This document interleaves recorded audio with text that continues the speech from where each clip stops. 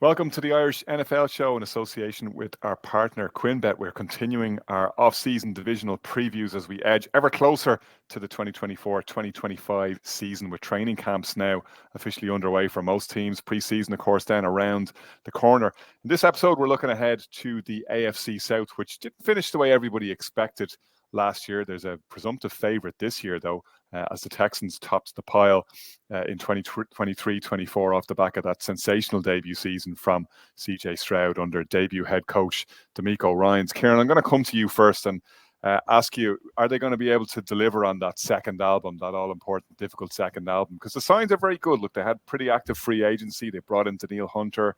They brought in, obviously, Stephon Diggs, which is a huge addition, a big new weapon for CJ Stroud in the coming season. But these things don't always go to plan, right? They're the unexpected darlings last year. That doesn't always mean that it's necessarily going to continue on the upward trend for next year.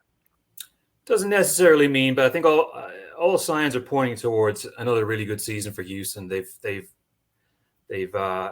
upskilled, shall we say. They've got Joe Mixon and Stephon Diggs. CJ Stroud just proved himself to be a competent quarterback, and even more than that. Couple of things in play.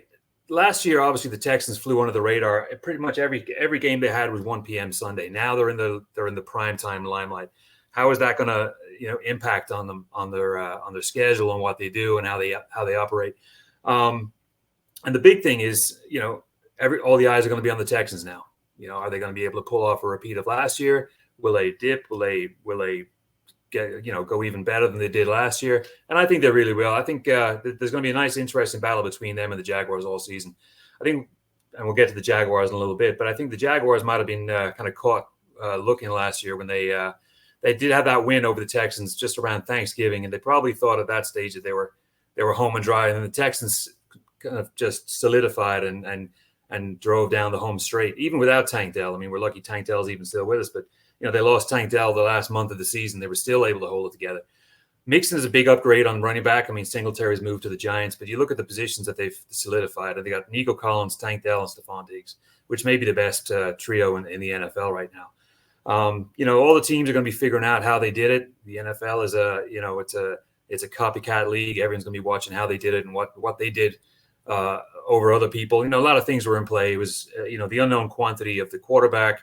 It was D'Amico Ryans, coming in, and it was rookies like Tank Dell and other people like Nico Collins just having career years. Everything came right for the Texans, and the big question is, will it come right again next year? I think it will. I like them to have a similar record to last year, maybe even 11-6.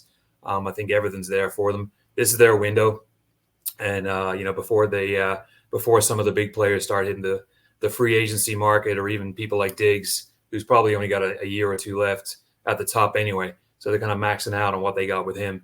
So I like the Texans this year. I like everything that I've seen. Stroud seems like a very level-headed quarterback, makes the right moves, says the right words, does the right things.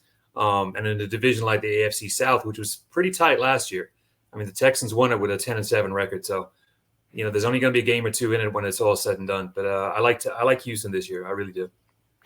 Like Kieran, Brian, I'm pretty positive on the Texans myself, I have to be honest. It's hard not to see that they can keep the train on the tracks for this year, given everything they've got at their disposal, right? You always start, it's the big cliche, do you like the head coach? Do you like the quarterback? Tick, tick there. They hang on to Bobby Slowick, obviously, who had a sensational year, in fairness to him, again, as a rookie offensive coordinator. And if you wind it back to this time last year, we were looking at this team going, it's not a great landing spot for poor CJ Stroud, and everybody's in it for the first time here. There's a lot of things that need to go right. And they pretty much all went right, in fairness to them. Like, they really clicked. They really got it going well. If I have an element of doubt, though, and want to play devil's advocate slightly, there's a lot of those kind of one-possession games that went in their favor. That's a notoriously volatile stat, and something that can revert to the mean very, very quickly. And you can suddenly find yourself 2 or 3 wins down on where you were last year. They also benefited, as Kieran kind of slightly alluded to there, from a late season Jaguars collapse, when the Jaguars looked like they were actually going to take this division. And we've kind of forgotten about that nearly at this stage, because the Texans go on, they get to the playoffs, they win a playoff game. I do like the fact, as Kieran said, that they've tooled up. They haven't sat on their laurels. Joe Mixon, serious upgrade. Probably running back was one of the areas we might have said yeah, that's a bit of a gap there. Stephon Diggs, if he turns out to be even 3/4 of the Stephon Diggs that he's been over the last couple of seasons for the Bills, again, that's a great addition, provided you can keep all that wide receiver room happy. And we know Diggs off the field sometimes can be, to put it mildly, a bit of a prima donna, although that kind of goes with the territory given the position he's playing. But they did have the bounce of the ball as well. I think we were sometimes kind of quick enough to forget that. And, final point before I bring you in, apologies, but they got handled by the Ravens in the playoffs. Like, there's a big gap there. They needed to add players there. It's not just about, these are all upgrades. It's like they're still a good bit off the pace and where they needed to be if they're actually going to challenge. I kind of think people have slapped the challenger tag on them a little bit too quickly, if I'm being honest. Yeah, I would kind of agree with that. The Ravens did manhandle them in that divisional round. That you could argue they got manhandled in week 1 when they went into Baltimore last year as well, albeit CJ Stroud's opening game. You touched on there the element of surprise last year, but what we did say this time last year, and I recall when we were doing this division, and obviously Colin, who was with us at the time, we touched on a number of signings that were kind of ideal in the sense of they've been around the league. Your Dalton, Schultz, these type of players that have had better days with better teams, and just experience that the head coach and GM have methodically put these players together, and if it all works, they could have the makings of a good team. But it transpired that way. I'm not as sold on the Joe Mixon and Diggs trade as many are, and I'll give a rationale. Like Joe Mixon was the Bengals were kind of relieved to get something back for Joe Mixon in the sense of they were going to release him anyway. His number was up with them. They'd see they were moving in a different direction. They brought in, I think, Zach Moss, the running back, came in. They were looking at running backs in the draft. I felt like they were ready to move on from him, and I'm not entirely sure whether they're convinced the production levels will be there. I'd be interested to see how he gets along. And the Diggs one for me is, look, it's a bit of it's precarious from the sense of what Stephon Diggs do you get? Do you get the Stephon Diggs that when his head is switched on, he's arguably one of the best wide receivers in the league? Or do you get what you touched on there briefly, which is a disgruntled Stephon Diggs who, when he's not getting the ball, he's having to have players and coaching staff kind of keep him cool and keep him calm on the sideline. Like, this team is going very much in the right direction under a really good head coach. The last thing you'd want is particular players to be coming in and not having the same mindset as others do, because whether you feel they're going to get to the promised land of a championship game, potentially Super Bowl, I think ultimately we all recognise they are certainly going in the right direction on programming for a head coach. I wouldn't like to think of a player coming in with the caliber that he has and he's disrupting the situation. And we've seen that before with teams. It's that get over the top type of player that can put the team into the next level, but he ends up transpires that he wasn't the right player at the right time for the team. That slightly concerns me. But overall, yeah, it's hard. I'm trying to put up a narrative as to why they won't be successful as last year. They're the only things, because when you look at the players which they brought in, he took a linebacker, Al Shazier has come in as well, a really strong linebacker. Again, they've addressed losing some players in free agency, and obviously Daniel Hunter as well comes in from the Vikings. You touched on them winning certain games by a certain score. Reminds me a little bit of that Vikings team 2 years ago where Kevin O'Connell was eking out victories every week and people were saying that luck is going to run out. Well, you could. It's the same feel about it, but I think the division kind of plays into their hand in a way, like in terms of the expectation from other teams. But I'm giving you a narrative as to why they won't win the division, but I'm not totally convincing myself either.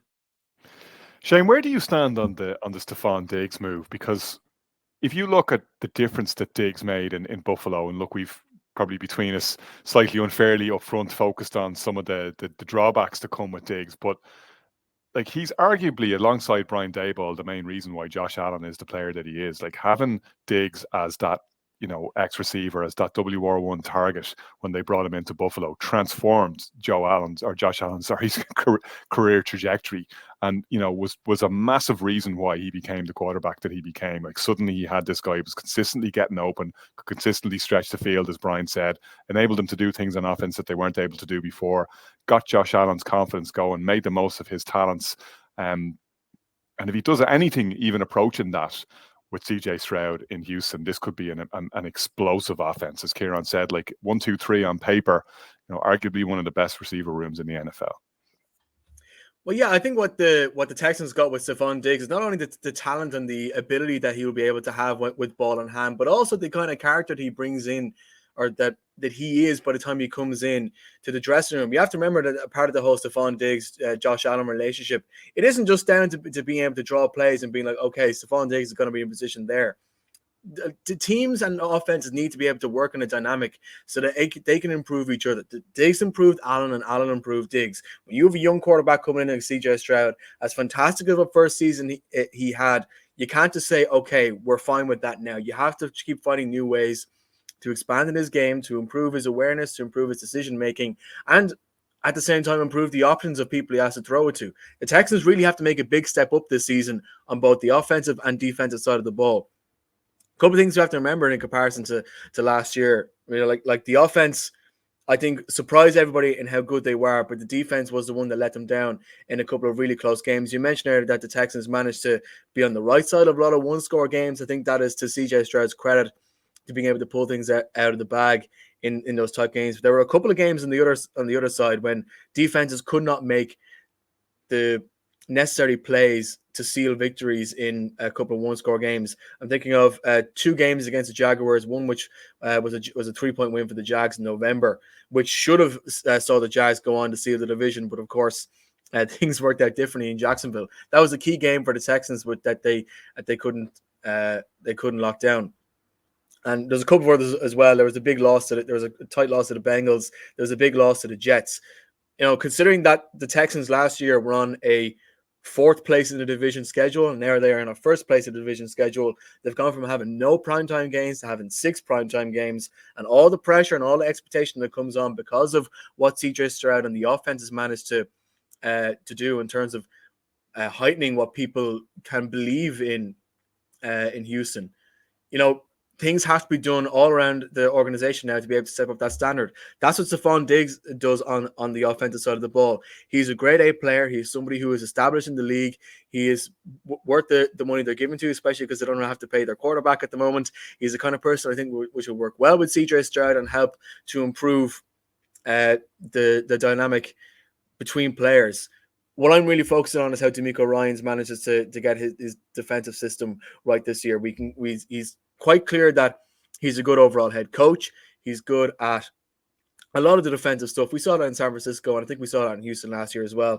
He set a very good culture in Houston, the kind that allows young players to flourish and really allowed that team to get the best out of themselves last year. But if we're talking about the Texans as being locked on division winners, I don't think they are. Or if we're talking about the Texans as being potential challengers for the number 1 seed in the AFC, it's the defensive side of the ball that needs to improve. And considering tough matchups against improving opponents in the AFC South, tough matches are going to come up in prime time, tough matchups that are going to come up in the fact that their schedule is much more difficult because they came first last season. That's where I really need to see DeMeco Ryans improve how he is attacking the game plan, because he has the talent there to make the Houston one of the best defenses in the league. The talent and the setup and the hope on the offensive side of the ball is what is driving Houston to be everyone's kind of favorites for in this division.